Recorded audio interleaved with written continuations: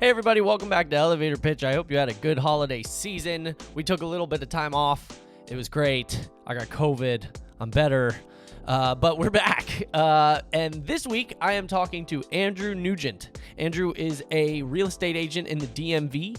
And in this episode talks a lot about, the importance of finding a good agent and why you should actually, take the time to explore who you're working with when you're making such a big decision like moving. Andrew also has some advice for new real estate agents. So if you're a new agent just kind of getting into it, he has some great advice for you guys. And he talks about, the struggle of being a real estate agent, at least at first, but how it really pays off in the end, and how he just enjoys his work, loves helping people, and loves serving others. I think the episode's really, really great. Andrew gives a lot of great advice. And remember to, get in touch with him if you have any questions. He would love to talk to you. All of his links are in the description below. And remember to subscribe to the podcast and, leave a comment or something if you have any thoughts. It helps us out, it helps us know how many people are listening, and it helps us get even bigger guests. So thanks again. Enjoy the episode. Hey everybody, welcome back to Elevator Pitch. My name is Joe Ennis, and today I am talking to Andrew Nugent. Andrew, thanks so much for being here. Yeah, man, Joe, thank you for having me. So, Andrew, start off just letting us know a little bit about what you do. Yeah, my name's Andrew Nugent. I'm known as the tallest realtor in the DMV, and as you could have guessed, I am a real estate agent. So I help people buy, sell, rent, build, develop, anything real estate related here in the DC, Maryland, Virginia area. Cool. Awesome. Just because I'm curious now, how tall are you? I'm pushing 6'9". Okay. All right. That's pretty cool. I'm like a foot shorter than you, but whatever. Well, good thing height doesn't translate via computer, Yeah, exactly. No one can tell from here. So Andrew, let us know a few things. I've actually interviewed a few different real estate agents on this podcast. I had one on just recently. Let me know what you think. I always ask my guests this, and I'd love to hear what you think. What are some of the biggest issues that you see in the real estate field, whether it's from a seller's perspective or a buyer's perspective, and what are some of those issues, and how are you trying to tackle those and solve those issues? Yeah, that is a great question. One of the issues, in my opinion, that I ran into a lot is just a lack of credible information or a lack of resources and proper guidance. A lot of times I'll speak with other buyers or sellers who, thought they only really had one option, whether they thought it's a buyer, whether they thought, hey, I need 20% down before I can buy a house, or was a seller thinking, hey, my best case, I have to fix this house up in order to sell it. Like, I don't think I can sell it as is. There's a lot of misinformation, and I know majority of people know at least a handful of realtors. A lot of people know a lot of realtors, but then there's some people out there who don't know really any realtors or don't have a trusted resource. So in my opinion, it's educating people on what their options are, what the process is like from start to finish, and empowering people, the consumers, so they can know exactly what to do and they can make the best decisions for themselves, all the way from the pre-approval to looking at homes to negotiating to what kind of home is going to be best suited for you, to inspections. I mean, there's so much that happens in this space. And a lot of times people don't get proper guidance or they don't really know the full picture or scope of what's going on. So oftentimes that's one of the biggest hurdles that I see on a daily basis is just a lack of resources or a lack of direction and proper guidance. That's great. And so what, Andrew, again, I interview a lot of real estate agents. I've had a lot. What would you say sets you apart from someone else in your field? Why should people work with you over, another agent? Yeah, good question. My business is based off referrals. I don't pay for lead sources. So everyone that I had the privilege of working with came highly recommended from someone I have worked with in the past. And a lot of people probably say this, but I think I really do mean this when I say it, is I'm going to advocate on your behalf and I'm going to empower you to make the best decisions for yourself, whether that's at my benefit or not. At the end of the day, if the best move for you is maybe renting, or the best move for you is maybe isn't looking in this area, but looking, in West Virginia or Florida if you have family down there, I'm going to make the recommendation as I see fit on what's in your best interest, regardless of if I'm getting paid or if I'm further in my career. Ultimately, we're in a people business, and to be able to be in a position that I am, I'm grateful to be able to help people and provide a service. And it's not about me; it's about the end product and helping people. So I will always make the recommendations that's going to be best for the people in front of me, whether that's with what vendors to use or what direction to take their home search. It's kind of one thing I'm proud of myself.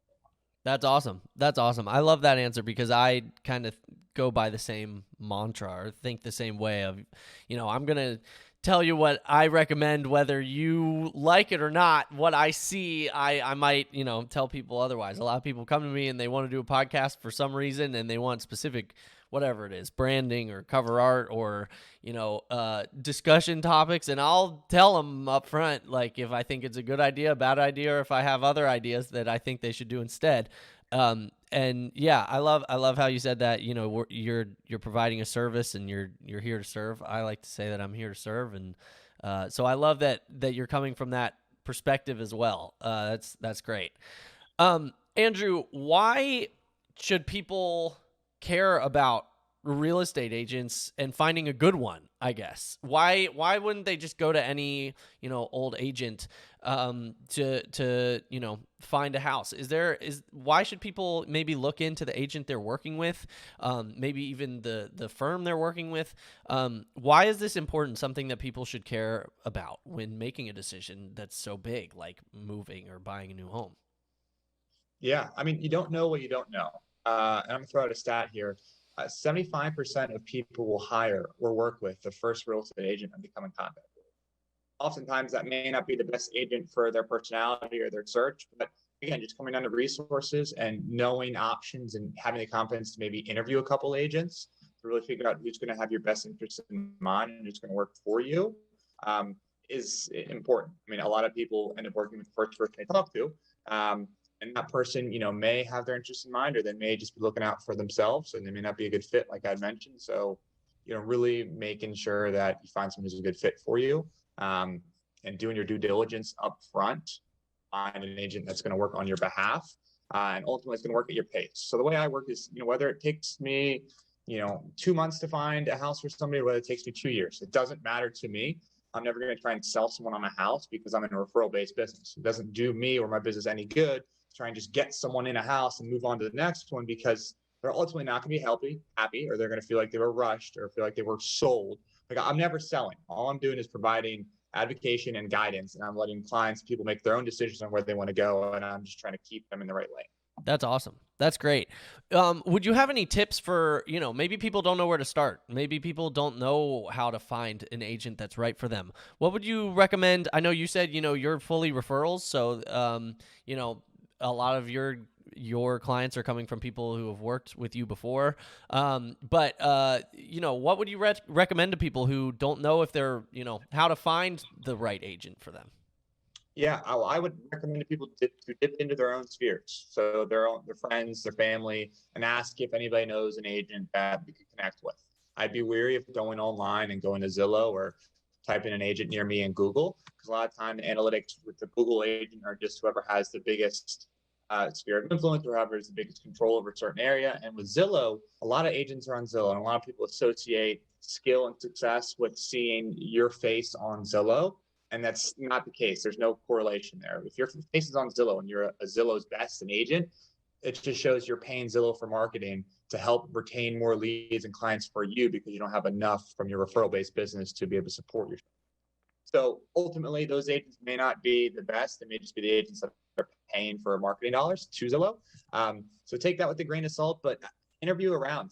Don't be afraid to talk to a couple agents. And if you get the feel that one agent, is discouraged that you're interviewing other agents, that agent's not going to be the agent for you. Because ultimately, I'm interviewing, I'm fighting for business every single day. And ultimately, whether someone chooses me or not, doesn't matter to me. Obviously, I'd like to work with as many people as I can, but whatever agent you work with, you need to have a good feel with, have a connection with, and ultimately they need to be able to provide value to you without asking for anything upfront in return, without pressuring you. Hey, I gave you all this information. I thought we were ready to work together.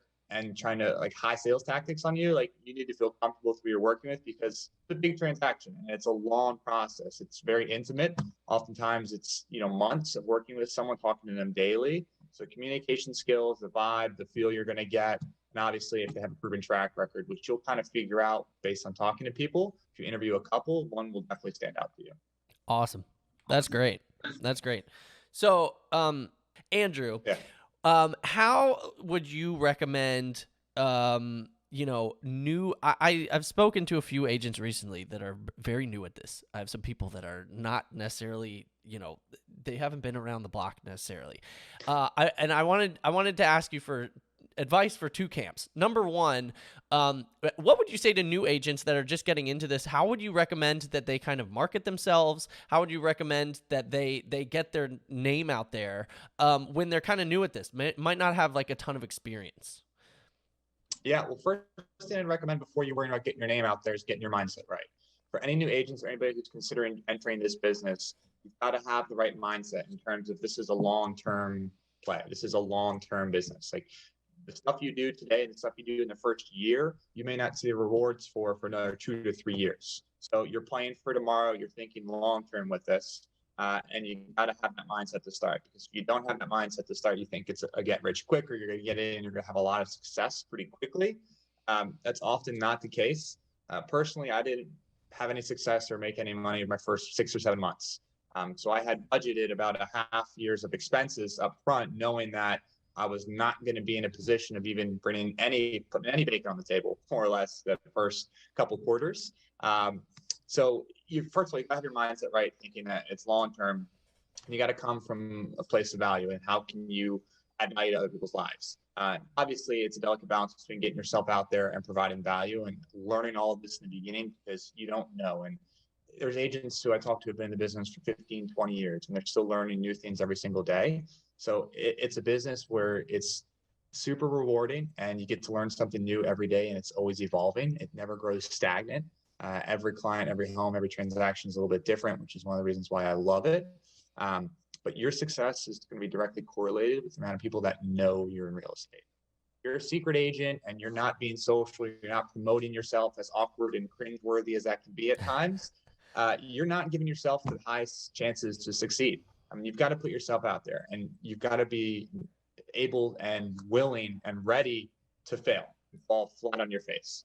Because if you're not failing, you're not trying hard enough, and people have a really weird stigma with failure. Like, people think failure is the end all be all, and I need to avoid failure at all costs. But it's actually the opposite, especially in this business. You need to fail as much as you can, because through failure, you're going to grow and you're going to learn from it. And you're going to be so much better off than you would have been if you were tiptoeing around failure and trying not to look like an idiot or muck up, because that's going to happen. Whether you're on the phone, whether you're with clients. I've been there. I've done that multiple times, and it's only helped me get stronger and become a better agent today. So, not being afraid of failure, having the right mindset, and really committing to a grind. I mean, that first year, I'm not trying to discourage people, but let people know that if you want to make it, you're starting your own business, and it's a 365, 7 days a week. It doesn't care if you're tired. If you already worked 6 hours and the phone rings and it's 8:30, like, you've got to hop on it and you've got to take it. Yep.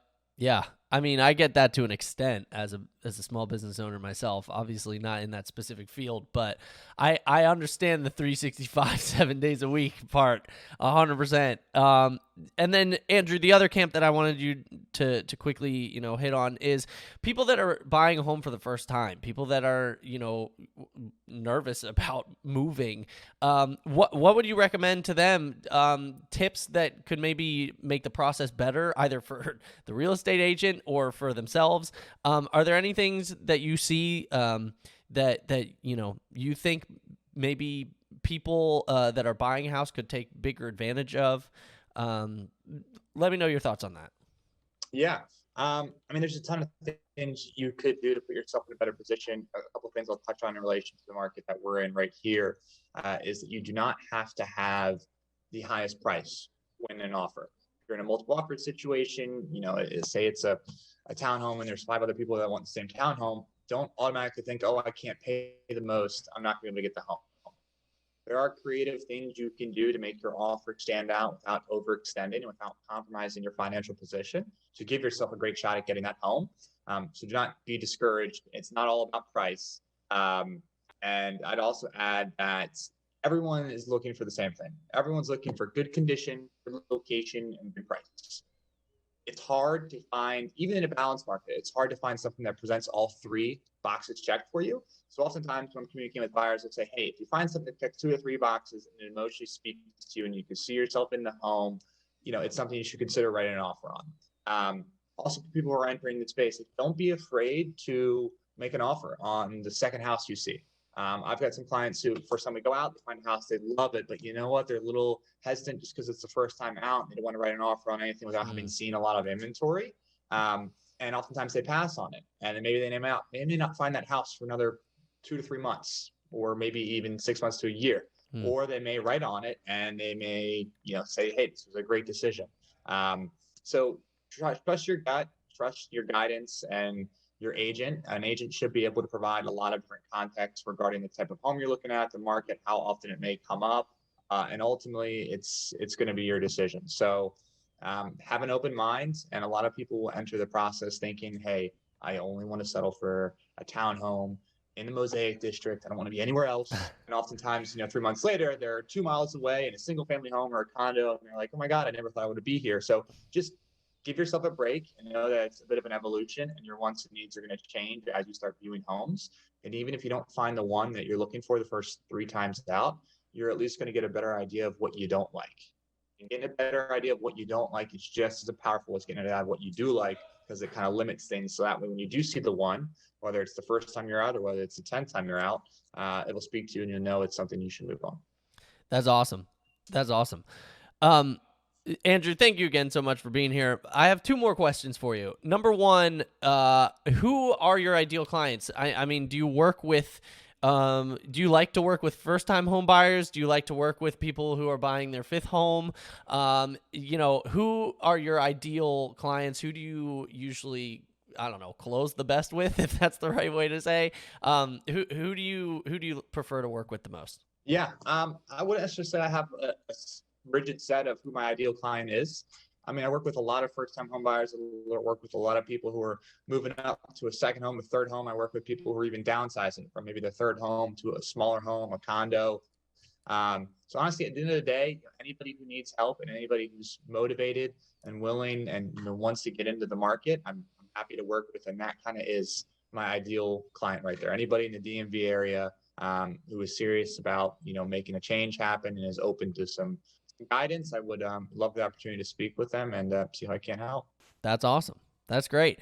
And how can people get involved with you? Please, you have the floor. Thank you again. Let people know how they can get in touch with you, how they can get involved. If people just want to talk with any questions, or if there's anything else you want to promote, now's the time. You have the floor. Wow, I have the floor. All right. Best place to reach me is the good old handheld computer here. But whether you want to send a carrier pigeon, a fax, email, it doesn't matter. I'm on social media. I'm on Facebook. And I'm happy to connect with anybody, who's just curious about a career in real estate or anybody who wants to consider real estate. And even if it's not in this market here in the DMV, if you're watching me from the West Coast or wherever you are, if you need help locating an agent and you can't find one, I'm happy to do so. Being a part of a national brokerage, I have connections all over the country where I can kind of do some interviewing for you and find a good agent that's going to be a good fit for your personality or what kind of home you're looking at and so forth, and at least give you an option to interview, because it's important that you take that seriously, whether it's with buying or selling, that you really find someone who's going to advocate for you and someone that you can trust and you connect with, because you do not have to go with the first person you talk to. It's an intimate process and you should feel comfortable. That's awesome. Great. Andrew, thank you again for coming on. And listeners, like always, all of the links, Andrew Nugent, will be in the description of this video or podcast, whether you're listening or watching. Get in touch with him. I know he would love to talk to you, answer any questions that you have, and potentially help you find your dream home. Who knows? Maybe. Andrew, thank you again for coming on today, bro. Joe, thank you very much. I appreciate it, man. Hey, I want to thank Andrew one more time for coming on. It was an awesome episode. Remember, if you are on Apple or Spotify, click that subscribe button. If you are on YouTube, you can actually click the button above my head, or to my left over here, there's actually some other videos that you can watch. Thanks again. Happy New Year, everyone. Andrew, thanks again for being a guest. See ya.